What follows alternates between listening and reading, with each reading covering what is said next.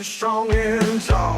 Yeah, this is the bovine coming on the air, sharing the stories of the folks who care.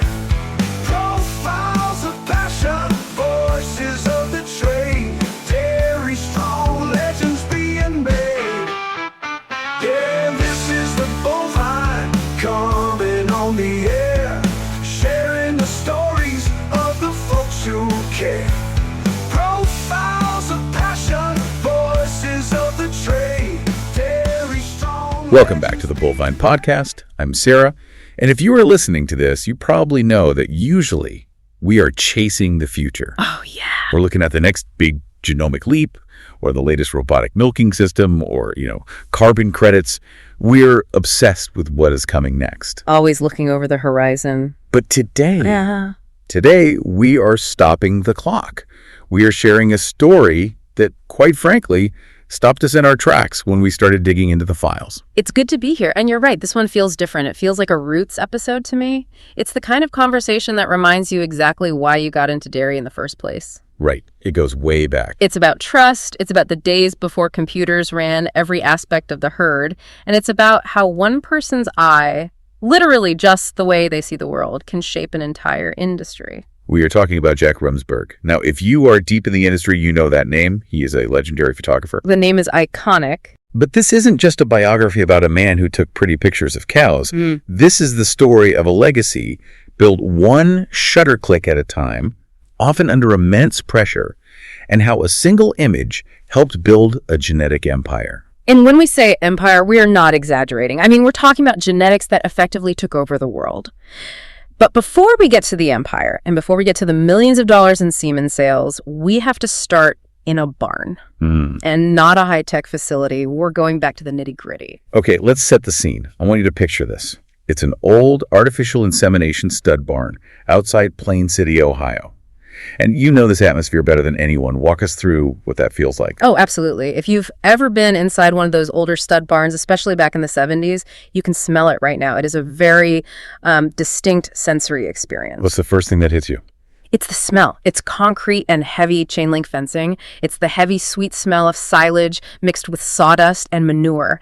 Just this thick, organic smell. And then the sound. The sound, okay. The sound of big industrial fans pushing air that just does not want to move.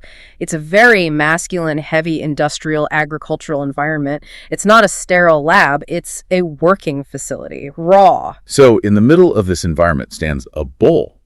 But not just any bull. This is round oak rag apple elevation. To the uninitiated, that's a mouthful, but to a dairy farmer, that name is royalty. It's the king. He is a mature Holstein bull. And he is massive. We are talking about 3,000 pounds of animal. That is the size of a Toyota Camry, but with horns and a very specific attitude. Elevation was not a pet. He was a working bull, and he was known to be, let's say, opinionated. A polite way to put it. Very polite. He was tough. Right. And standing across from him is Jack Remsberg. He's a wiry dairyman from Maryland. He's handled hundreds of bulls, but elevation. Jack later recalled that elevation was a little bit tough. Yeah. Which feels like a classic farmer understatement. Oh, that's the understatement of the century. I love Jack's philosophy on handling these animals. He said some of them you have to talk to them nice, and others you got to backhand them a little bit. It sounds so rough to modern ears, maybe. It does, but it's just practical physics. I mean, when you are sharing space with a 3,000-pound animal that can crush you against a wall without even meaning to, you have to establish boundaries. You do what you have to do to get the animal to respect you. It's survival. It's pure survival and animal psychology at its most basic level. But here is the kicker, and this is where the tension really sets in for me. Jack is there to take the photo that will represent this bull to the world.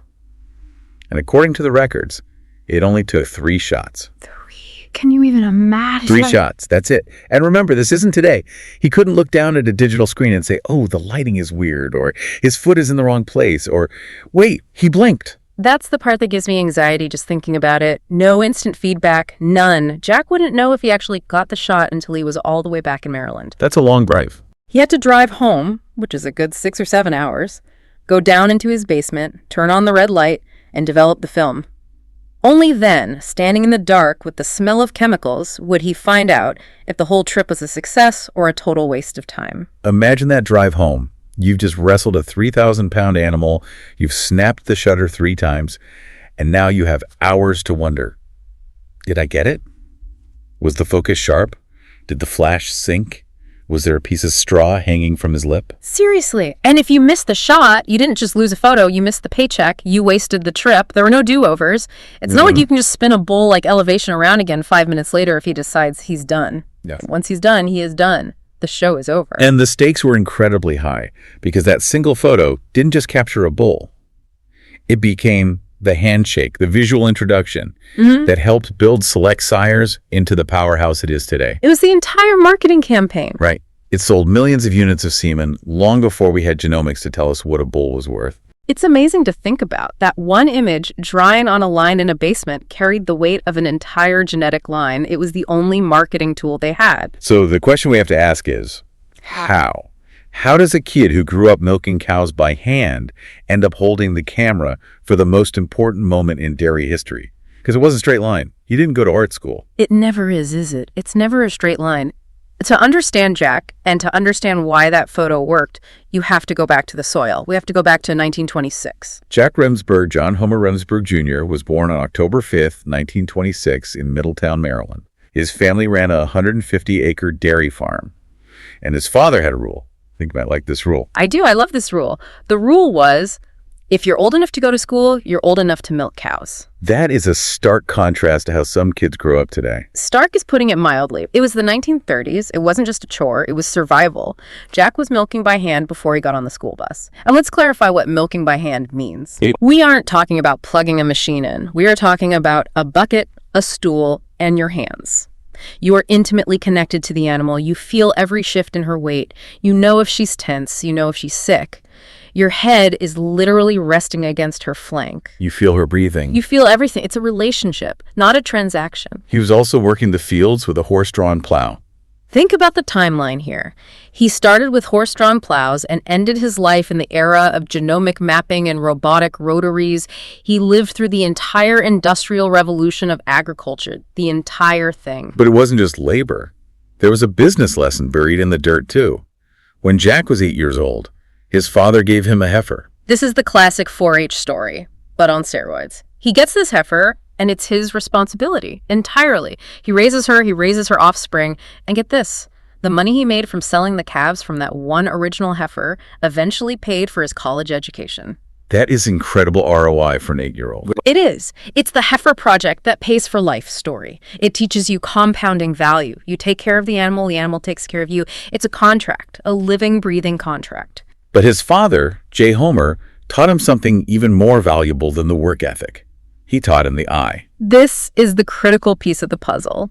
This is the Rosetta Stone for his photography career. Jack's father taught him how to judge cattle. Break that down for someone who isn't a farmer. What does judging actually mean in this context?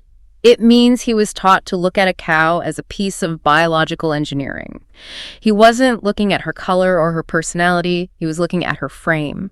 Is her back straight enough to hold her weight? Is it strong? Are her feet and legs set at the right angle to allow her to walk to the feed bunk for 10 years without getting arthritis? So you're looking for longevity. Exactly. You're looking for structure. Is her mammary system attached high and wide so it doesn't get injured or become a problem?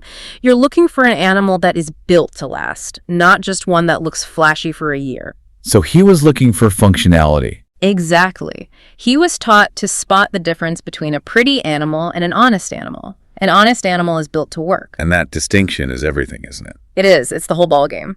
Later in life, the famous photographer Harry Strungmeyer, who was the absolute titan of the industry before Jack really hit his stride, told Jack something profound. This quote is amazing. It really is. He said, "My father taught me photography. Your father taught you how to judge cattle."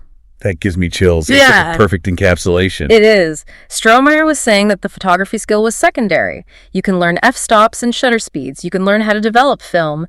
But you cannot easily teach someone to know what a good cow looks like deep in their bones. It's an instinct. It's a feel. Jack had that before he ever picked up a camera. He knew how to pose a cow because he knew what she was supposed to look like. He knew what angles to emphasize her strengths.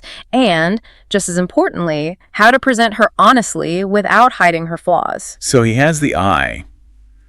But where did the camera come from? Because he didn't go to art school. This wasn't the plan. No, not at all. The plan was farming. But life had other ideas. After college, Jack joined the ROTC and served as a first lieutenant during the Korean War. He was stationed in Anchorage, Alaska. Which is about as far from a Maryland dairy farm as you can get. Culturally and geographically, a different planet. And for the first time in his life, he didn't have cows to milk twice a day. He had all this pent-up farm boy energy. What do you do with that? Right. He was bored. So he started fooling around with a neighbor's camera equipment. Just out of curiosity. Purely. And the neighbor knew how to process film. So there, in a makeshift darkroom in the freezing cold of Alaska, Jack Remsberg learned photography. He learned patience. He learned how to watch an image slowly appear on paper under a red light. It was the opposite of farm work. It was slow and quiet and methodical. I love the detail that he was self-taught. And also, we have to mention his wife, Marcia. Marcia Ellis. He always joked that he married her because she had a camera. A family joke, surely, but it shows how integrated photography was into their life from the start. Right. It was part of the fabric of their relationship. So he comes back from the service, back to Middletown, and settles on a parcel of his father's farm. He goes back to milking, back to the life he knew. But he has this skill now. He has the skill. He takes a picture of a cow they consigned to a sale just because someone needed to do it. Then a neighbor wants one. Then sales managers start calling him up. And he was charging $5 a picture. $5? Peanuts. He was developing them in the basement between the evening milking and going to bed. It was the ultimate side hustle. He wasn't trying to be a mogul. He was just helping his neighbors sell their cows. But then comes 1973. And this is the turning point. This is where the story shifts from farmer with a hobby to legend. 1973. The family farm hits a wall. This is a story that plays out in every generation of farming, sadly. They needed to expand to survive. The economics were changing. You needed more scale to make the margins work. Right, get bigger, get out. That was the mantra. But Jack's dad, J. Homer, was getting older. He didn't want to take on massive debt to build a new parlor at his age. It's a heavy burden to take on late in life. That is such a hard place to be. You have the history of the land on one side and the cold, hard math on the other. It's heart versus head. Exactly. And Jack had a choice, a really tough one. He looked at his photography business, which was growing just by word of mouth, and he made a declaration. He told his dad, I got enough business, I can do this full time. Wow, that's a leap of faith. It's a huge leap from a guaranteed, if small, farm income to a completely freelance career based on a side hustle. So they made the decision. They dispersed the herd. They sold the cows. I want to pause here for a second, because saying they dispersed the herd sounds so clinical. But the reality of a dispersal sale is it's heavy. It's incredibly heavy. I've been to dispersals. There is a specific feeling in the air. It's like a funeral for a way of life. Describe that. You see the trucks pulling away, carrying animals you've known since they were calves. You see the neighbors walking through your barn, judging your animals, putting a price on your life's work. And then at the end of the day, the barn is silent. The silence is the worst part. It's deafening. Jack had a quote about this time, a bit of a joke to lighten the mood, I think. He said, I always said that's what got us out of the dairy business. We got all bulls at the barn and heifers at the house, and that didn't work out. He's referring to his 4 daughters. Exactly. You needed heifers at the barn to keep the herd going. But jokes aside, the cows left, the barn was empty, that part was real. But here is the twist. The cows left, but the relationship stayed. That's the key. That's everything. It's the whole point. Jack had spent 15 years doing those $5 jobs. He never cut corners. He never made anyone regret recommending him. He was honest. He was reliable. He was good. So when the trucks pulled away in 1973, he wasn't starting from scratch. Not at all. The network of neighbors and breeders he had built while he was milking, they became his client base. They caught him. At that time, there were only 6 full-time dairy photographers in the entire United States. 6. It was a tiny, specialized niche. And Jack became one of them. Not because he had a grand master plan, but because he was trusted. So now he is fully in it. He is the patient perfectionist. That became his nickname. And he earned it. I mean, he never placed an ad, not once in 50 years. Think about that business model today. It's impossible. His schedule was full by January every single year, just on word of mouth. Let's talk about the journey through the grind, though. Because being a dairy photographer in the 70s and 80s wasn't glamorous. It was hard physical work. No, not at all. It was weeks on the road. Ohio, Pennsylvania, even down to Colombia in South America. Sleeping in cheap motels, eating diner food, and the technical craft. Sarah, we take so much for granted now with our phones. We really do. It's just point and shoot.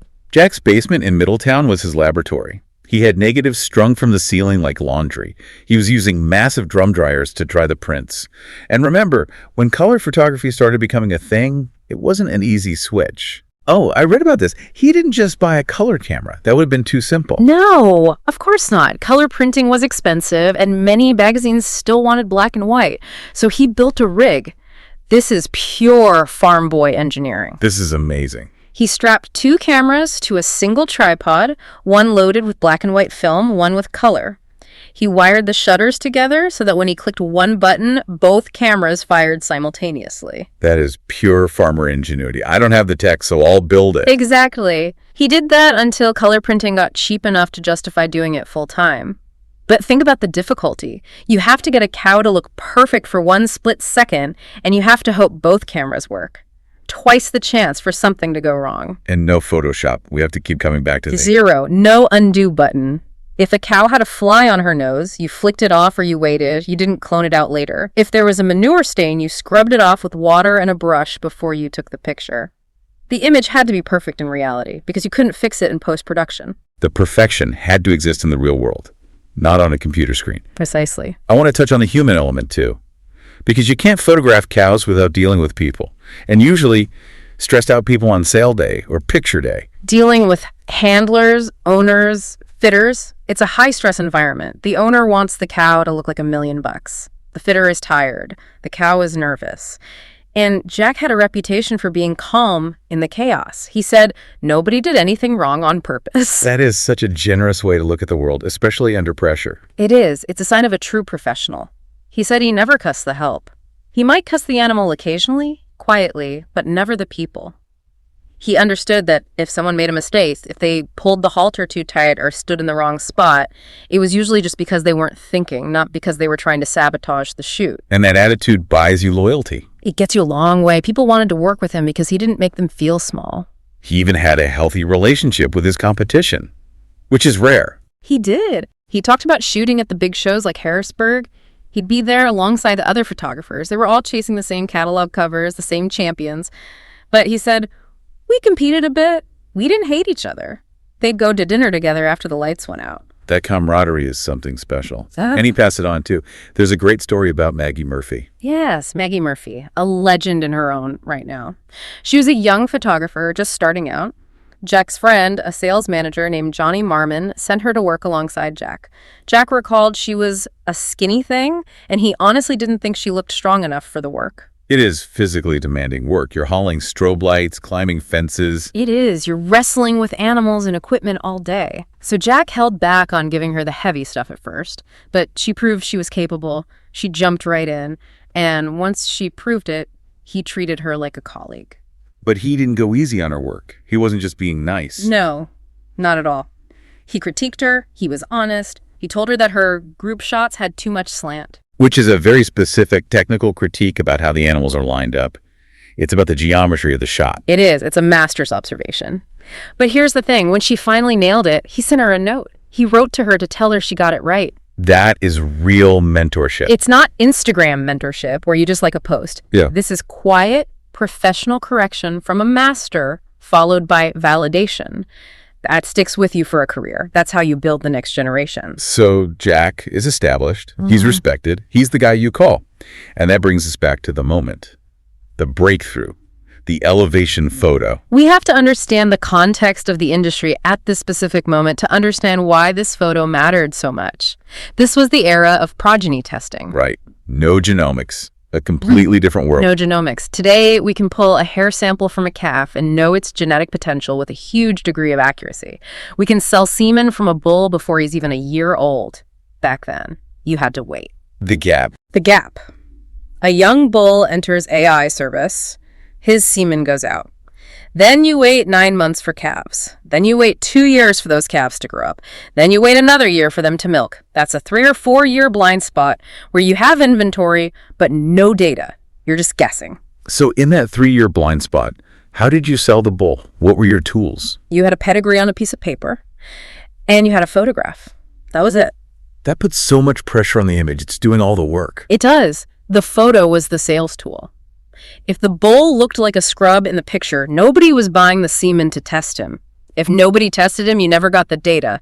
The bull failed, maybe for no reason other than a bad picture. Enter Round Oak Rag, Apple Elevation. Born in 1965. Select Sires was brand new. In fact, Elevation was born just weeks before Select Sires was officially incorporated.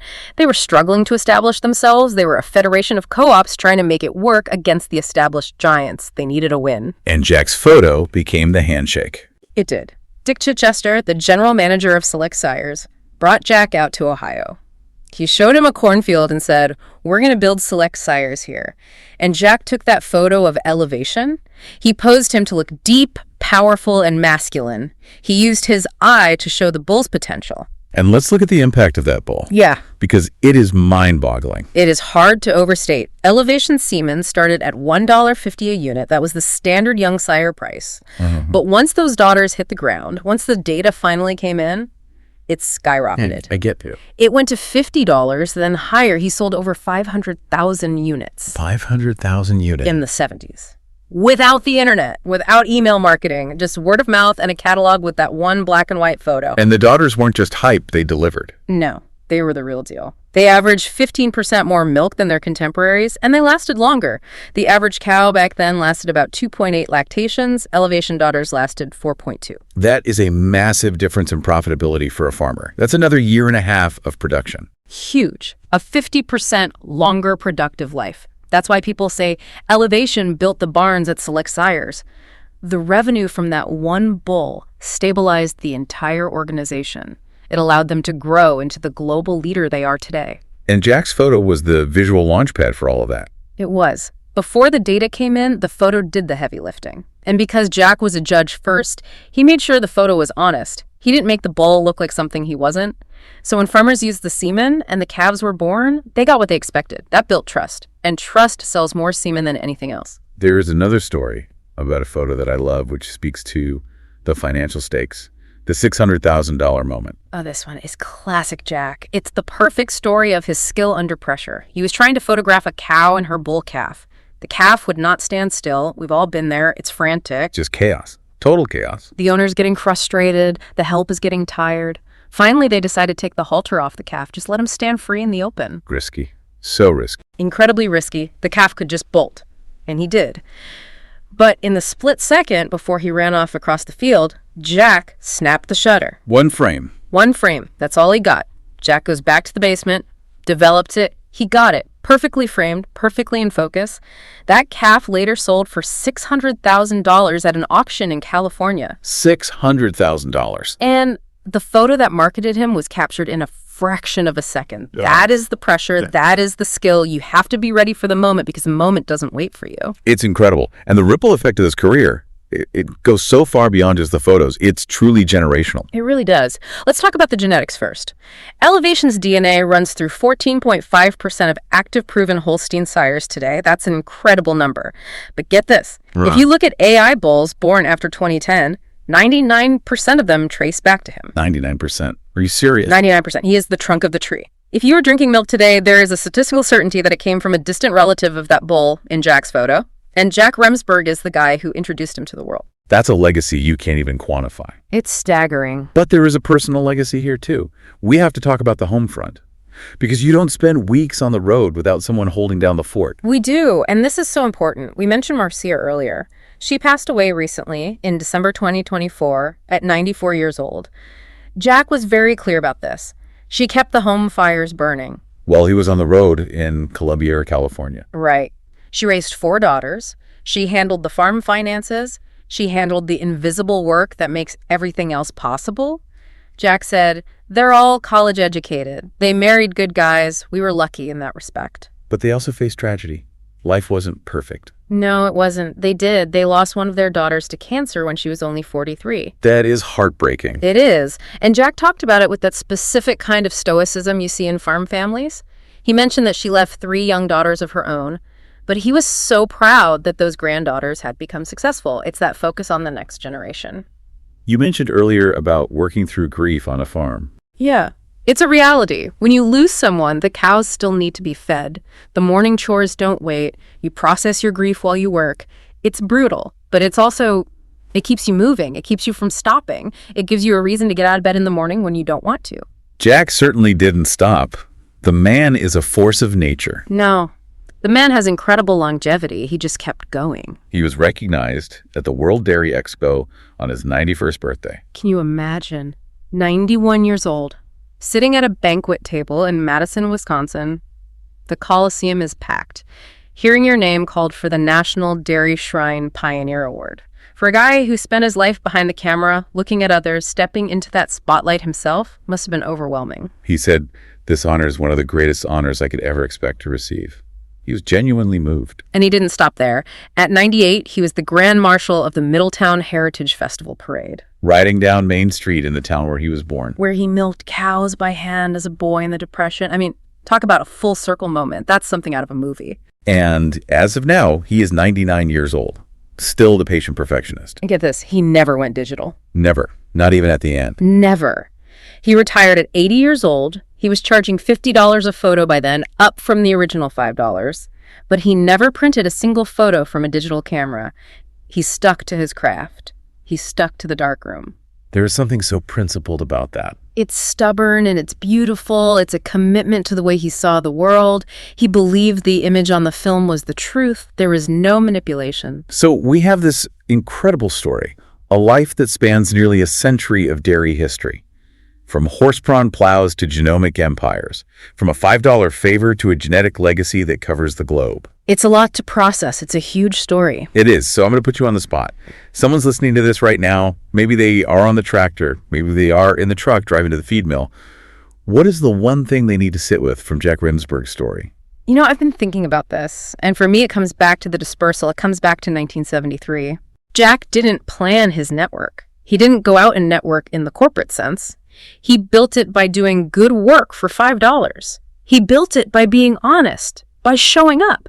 So when the crisis hit, when the cows had to leave, the network caught him. That's powerful. The lesson is, build your relationships before the crisis.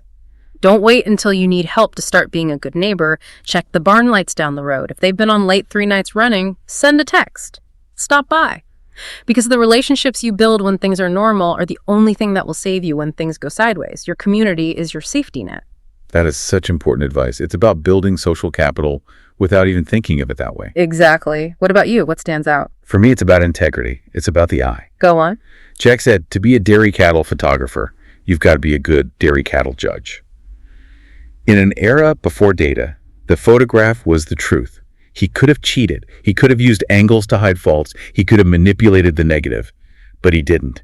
He showed the animal as she was. And because of that, people trusted him. Honesty as a currency. Exactly. Honesty in business is a currency that never devalues. Whether you are selling semen, or hay, or milk, or photographs. If people know they can trust your version of reality, you will always have work. Your reputation is everything. That is the truth. That's the foundation of it all. Well, this has been a journey. From the basement darkroom to the genetic map of the world. It really has a heck of a story. That's another story from the Bovine Podcast. These are the people building the future of dairy. Sometimes with a milking claw, and sometimes like Jack with a camera. Find more stories at www.thebovine.com. Subscribe so you don't miss the next profile. We have some great ones coming up. You won't want to miss them. And I want to leave you with one final thought. In Middletown, Maryland, there are 40,000 negatives sitting in a basement.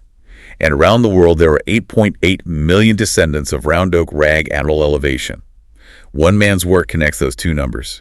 It makes you wonder, what are you building today that will still be standing in 50 years? Thanks for listening. See you next time.